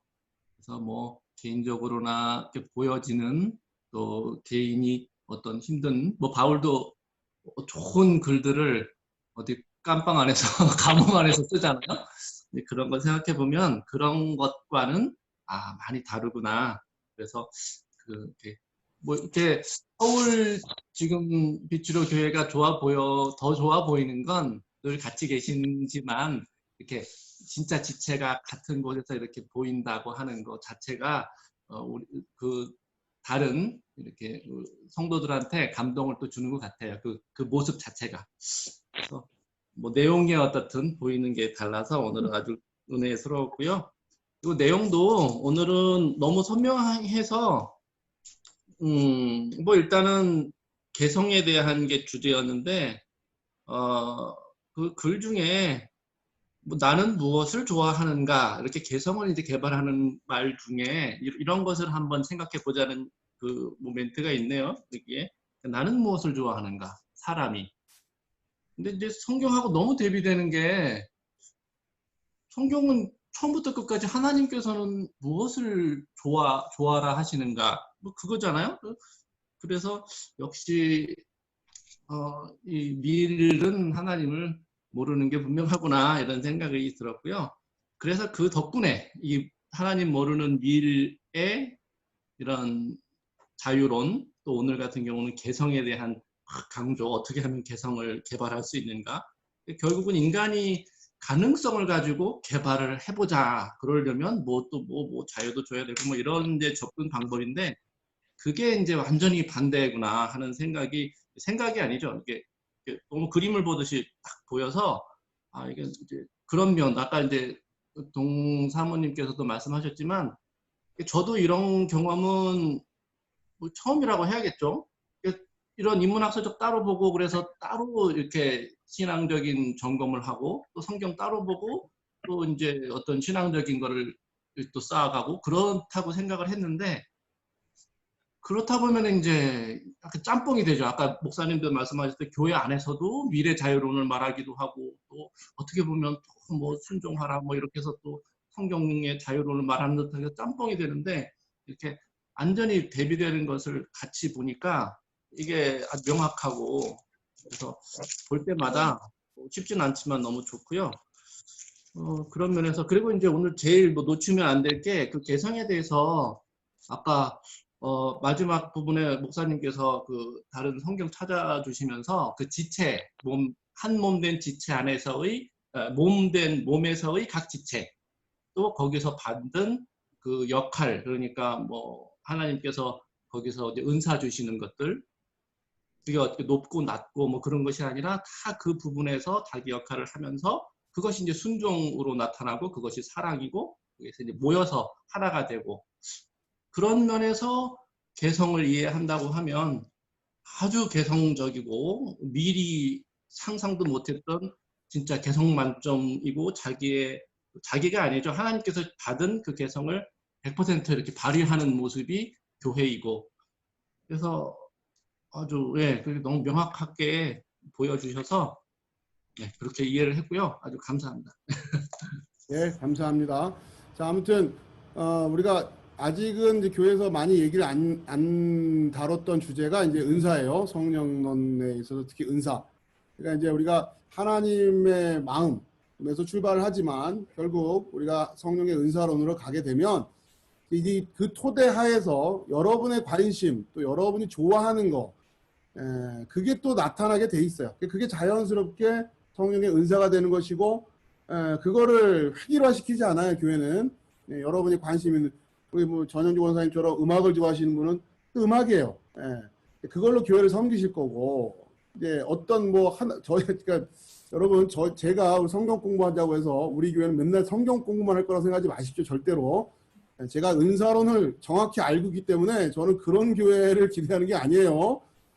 그러나 지식적인 측면에서 토대는 있어야 되는 거고, 그 다음에 아까도 말씀드렸듯이 이 가르치는 은사에 있어서의 리더십은 정확히 있어야 되는 거예요. 그래서 이 부분이 우리 공동체 안에 이 은사가 누구한테 있는지를 정확히 우리는 그 주소를 알아요. 그리고 하나님이 그 사람을 통해서 주시는 은사를 모든 이의 유익으로 가져가는 거예요. 간단히 말해서 우리 교회에서는 목사님이 성경 제일 잘 알아. 그럼 목사님이 성경 가르치는 대로 가면 되는 거예요. 그렇잖아요. 우리 교회에서는 음악을 전영주 원사님이 제일 잘 알아. 그러면 전영주 원사님이 찬송가도 골라주시고 요번에 이 찬송하자고 하고, 그럼 그거 따라가면 되는 거예요. 그러면 그게 가장 미래 말하는 극대화되어 있는 교회가 되는 거죠. 근데 자꾸 왜 이렇게 이제 서로 은사를 이해 못하고 리더십을 이해 못하게 되면 이제 곤란하게 된다. 아무튼 그렇기 때문에 여러분들이 그걸 좀 오해하지 않으셨으면 좋겠고, 지금 이렇게 공부 열심히 하는 이유는 몰라도 너무 모르잖아요. 솔직히 우리가 진짜 이건 아니잖아요. 이런 걸 좀 알고 나서 하자라는 취지니까, 여러분, 우리 교회가 성령의 은사가 풍성하게 드러나는 교회가 되길 저는 누구보다 소망하고 있다라고 하는 거, 여러분 이거를 놓치지 말기 바랍니다. 하나씩 세워가고 있으니까요. 자, 아무튼 감사드리고요. 네, 김진선 성도님. 네. 오늘 말한 미래, 욕망이라든가, 그다음에 충동, 이런 자유가 보장되어야 한다, 이런 필요성을 얘기를 했는데, 사실 미리 이렇게 얘기하지 않더라도 보통 사람들이라면 자기의 욕망을 추구하고 살고, 자기의 충동을 억제하지 못해서, 나름대로 자기의 환경에서 뭐 그렇게 살고 있지 않나. 굳이 이렇게 말하지 않아도. 설사 어떤 그런 부분에 대해서 사회적으로 제재가 가해진다 하더라도 사람의 본성상 어쩔 수 없이 할 수 있는 게 자기 욕망을 드러내놓고 사는 것 말고는 할 수 있는 게 있을까? 어떤 상황에서라도 그렇게 살 것 같다. 굳이 이렇게 얘기하지 않아도. 그런 생각을 했고요. 그 다음에 갈라디아서 5장 13절 말씀처럼 그 모습은 하나님이 우리 인간들에게 주신 어떤 마땅한 자리, 가장 피조물이 행복할 수 있는 자리, 하나님이 우리에게 목적하신 자리가 아닌가 그 생각을 했고요. 그리고 또 아까 은사 얘기하실 때 이거는 조심스럽게 생각한 부분이지만 그 은사 얘기에서 보면 12장 첫째 줄에는 너희 몸을 하나님 기뻐하시는 거룩한 산 제사로 드리라. 이는 너희의 드릴 영적 예배니라라는 말씀이 있는데 사실은 은사 그러니까 그 전에 저는 각 개인이 거룩한 산 제사, 자신의 몸을 하나님께 거룩한 산 제사로 드리는 게 무엇인지 그 부분에 대한 게 다들 각자 확실하게 서 있어야 된다고 저는 생각을 하는데 만약 그렇지 않고 자신의 그 은사를 자기가 스스로 규정할 수 없고 그리고 만약에 그것이 제대로 서 있지 않는데 어떤 일을 열심히 하다 보면 결국 그것이 신앙으로 갈 수 있고 자신이 착각할 수 있고 어쨌든 하나님을 알아가는 데서 멀어질 수 있다. 저는 그 생각이 들었습니다. 이상입니다. 네, 아주 좋은 지적을 해주셨어요. 네, 그렇기 때문에 지금 말씀하신 것처럼 그 로마서 12장 1절 이하에 나온 그 말씀, 산 제물로 드린다고 하는 것, 그리고 또 이제 그 요한복음 16장에서 말하고 있는 죄에 대해서, 의에 대해 이 과정, 그리고 그리스도 안에서 자유를 얻은 우리가 그래서 서로 종 노릇하라. 그러니까 이 단계가 굉장히 토대가 잘 닦여져 있어야 되는 거죠.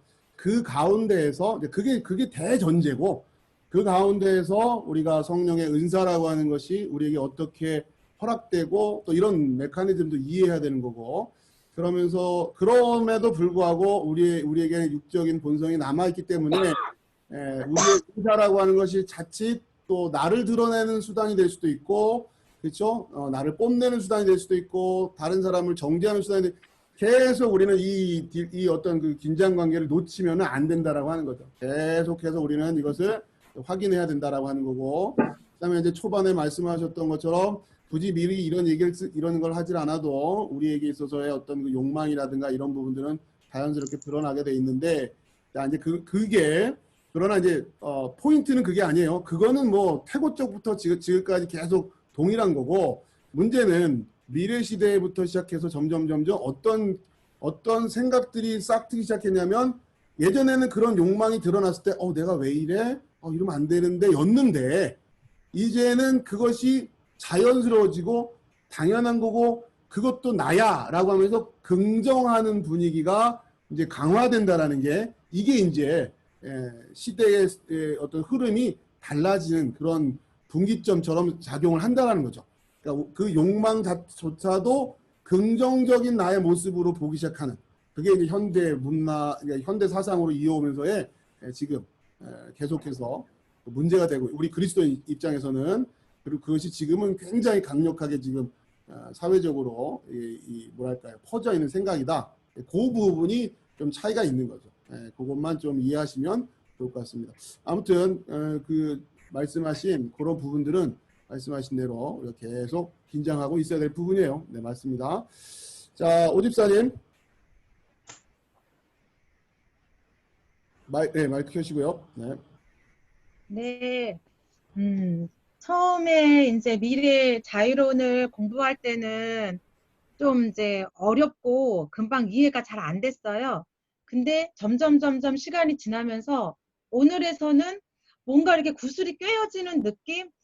목사님께서 왜 미래 자유론을 먼저 말씀을 하셨는지 결국은 이거를 알아야 정말 진정한 바울이 말하는 자유를 우리가 이해할 수 있겠구나. 그리고 그 비교를 확실하게 했을 때 더 알겠는 거예요.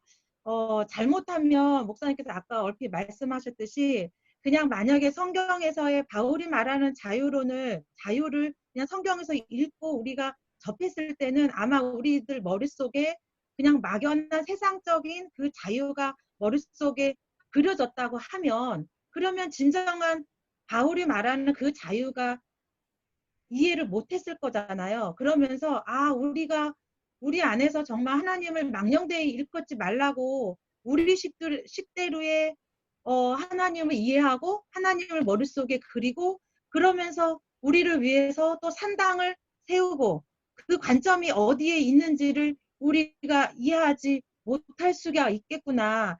그러면서 그 비교를 딱 해주시면서 바울이 말하는 갈라디아에서 말하는 그 자유를 더 알 수 있어서 정말 감사하는 시간이었고요.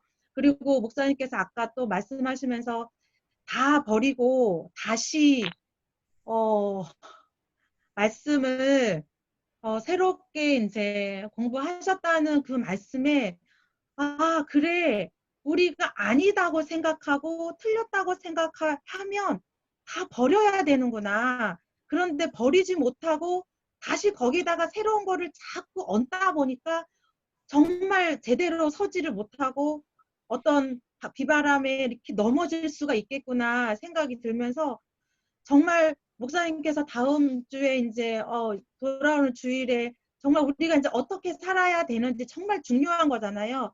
그 말씀을 해주신다고 하실 때 정말 기대가 되면서 그거 붙들고 계속 그거 궁금해서 이때까지 왔는데 문 앞에서 쓰러진 넘어진 그 영혼들도 생각하니까 또 마음이 아프고 그렇지만 정말 기대하면서 나아갈 거고요. 그리고 감사하고 함께여서 감사합니다. 네, 감사합니다. 자, 아무튼 이제 여러분 전 권사님 얘기로 말하면 이제 제가 자꾸 이제 예고편을 이제 띄우는 건데 그렇죠? 아무튼 이번 주 절대로 놓치지 마세요. 오전도 그렇고 오후도 그렇고 그러니까 여러분 아무튼 제가 이렇게 이 프로그램들을 이렇게 진행하는 게 물론 제가 처음에 계획했던 거와 여러분의 어떤 피드백과 이런 거에서 뭐 구체적인 텍스트가 조금씩 바뀌고 하는 건 있어요. 그러나 그 주제랄까 주제 의식은 이제 제가 가지고 있는 부분이 있기 때문에 아무튼 여러분이 빠짐없이 잘 좀 이렇게 쫓아오시면 유익이 될 거라고 분명히 생각하니까요. 아무튼 이번 돌아오는 주일 7월 첫 주가 되겠네요. 7월 첫 주 하이라이트 그럼 기대해 주시길 바라겠고요. 아무튼 마음을 잘 준비하셔서 우리 돌아오는 예배에 감격이 될 수 있게끔 준비해 주시기 바라겠습니다. 자, 오늘 늦은 시간까지 수고 많으셨고요. 누구보다도 기쁨이 넘치고 계신 우리 전영주 원사님이 마무리 기도해 주시고 마치도록 하겠습니다.